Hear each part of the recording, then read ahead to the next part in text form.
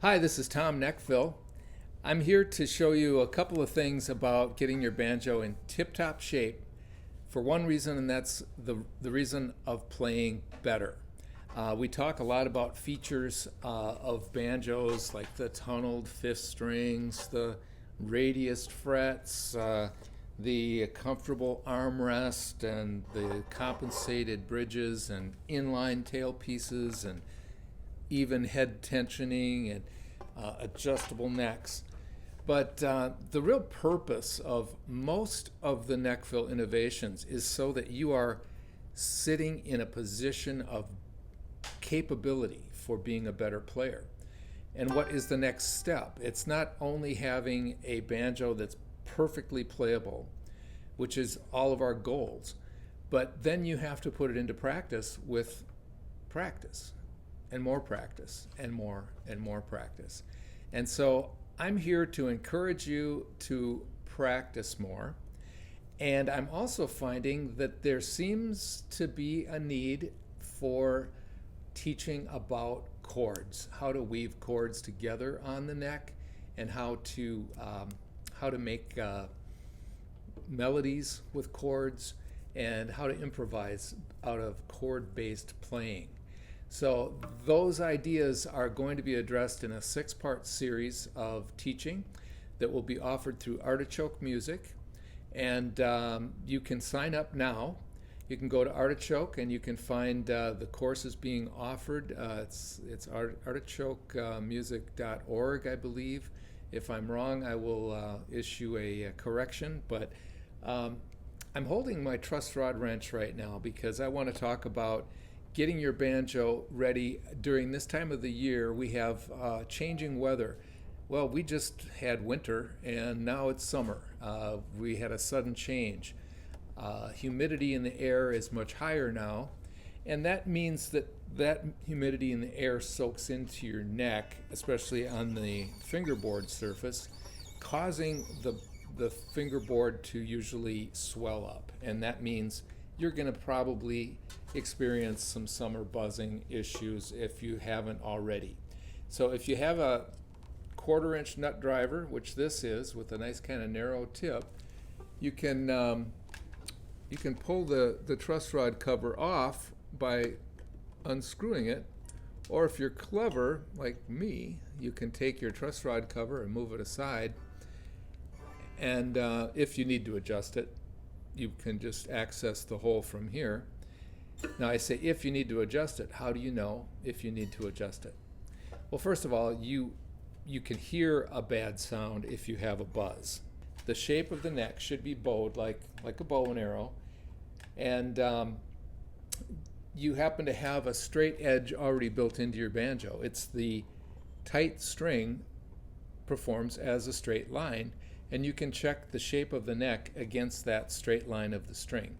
So it's a really easy thing to do. Just hold your string down. Any string will do, but check the 3rd string, for example, at the 1st fret and last fret, and then I'm reaching in with my thumb to touch in the middle of that string, and I can see the string moving down to the fret. So that's indicating that I have a certain amount of bow.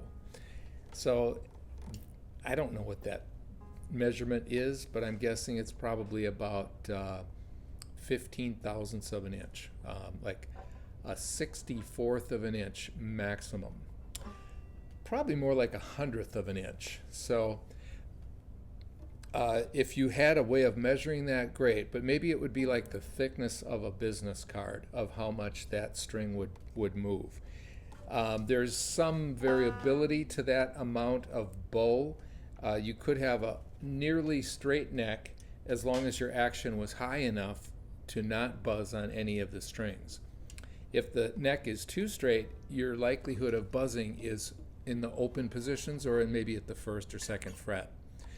So it's good to know if you're buzzing down here but not so much up here, then you know probably your neck's too straight. On the other hand, if you're not buzzing down here in the open strings, and you are buzzing up here towards the 10th or 12th fret, then you probably have too much bow. You might not be buzzing at all, but just to be experiencing really, really high action. The string's too far from the neck. It's because the neck is too bowed and the strings are too far away. When the summer comes, though, your neck will swell up, it'll move backwards, or straighten out rather, and then you will have the strings down too close to the fingerboard. So it's just a thing to think about. And then when you want to make your neck with more bow, as you probably would do in the springtime or early summer, you would usually be turning it counterclockwise to add extra bow into the neck. So neck fills do have two-way adjustable stainless steel truss rods.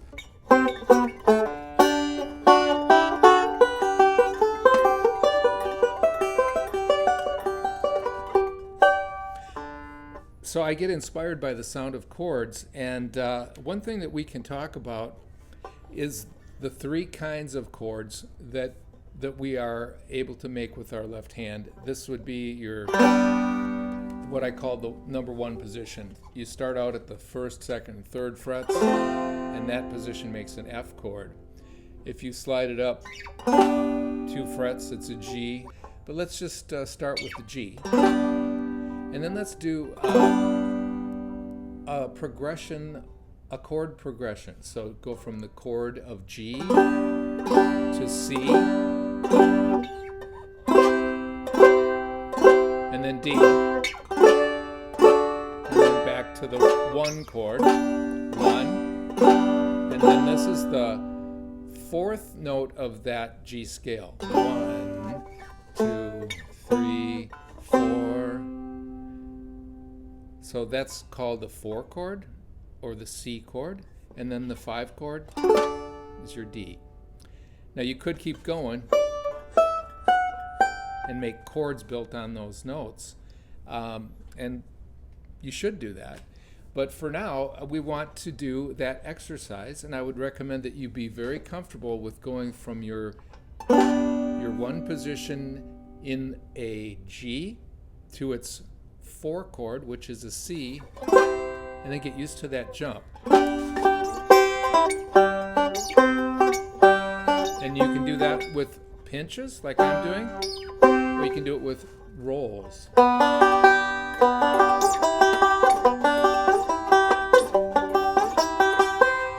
And you can make up your own lessons and your own repetitive sequences. Now, besides changing from this chord to its same position 4 chord up the neck, let's do a different position on the left hand. Let's take the what I call the 2 chord position, and it's a little confusing because there's other designations about 1 and 2 chords, but I'm just going to call this the 2 chord position. Let's call it that, because the name of the chord is built off of the whatever the second string is. So if I make a D chord in its conventional way at the 2nd, 3rd, and 4th frets, that's a D chord. You all know how to do it. So we're going to make that same position jump to the 4 chord of D, E, F, G. So the 4 chord of D is the G chord. So start here.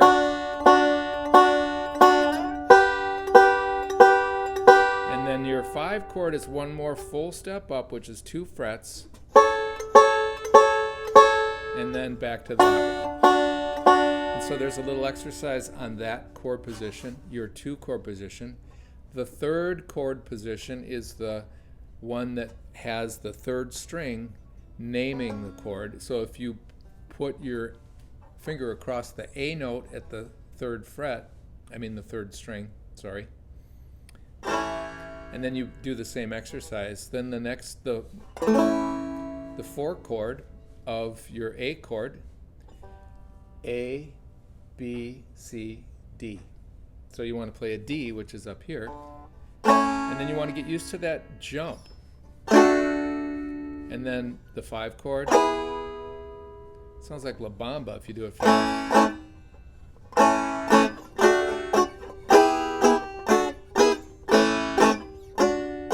Now there's another thing that I would like you to try and be able to be really good at doing, and that would be staying with one chord. For example, let's go back to G, our favorite key, and we're going to go to the next G, the next inversion of G. So if that is the 1, it changes to the 2, and then it changes to the 3. So let's do that.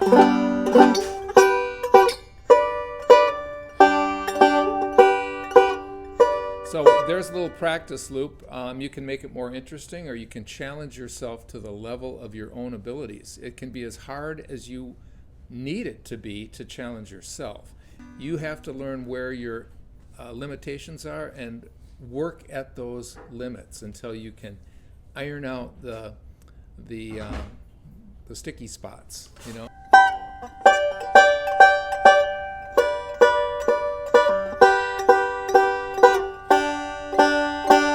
Now let's do it with the 2 position, which would be, well, we could do it with our D chord, okay? So that was our first D chord. We're going to go to the 1, this is the 2. Let's go to the 3, and then the next one is the 1. And then the 2 again, and then the 3 is there.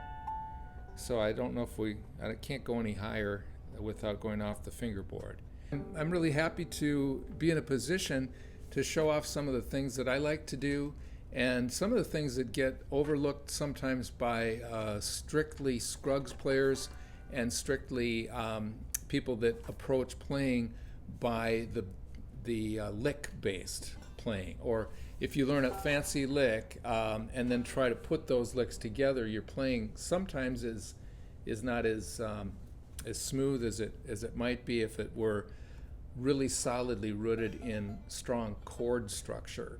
So you're always playing something that harmonizes with the melody, if not actually hitting the exact melody through the song. You want to support that melody with your chord-based harmony notes and so on. And it's so much fun. We look forward to seeing you again, and check out our listing of upcoming lessons, and we will talk to you later. Take care.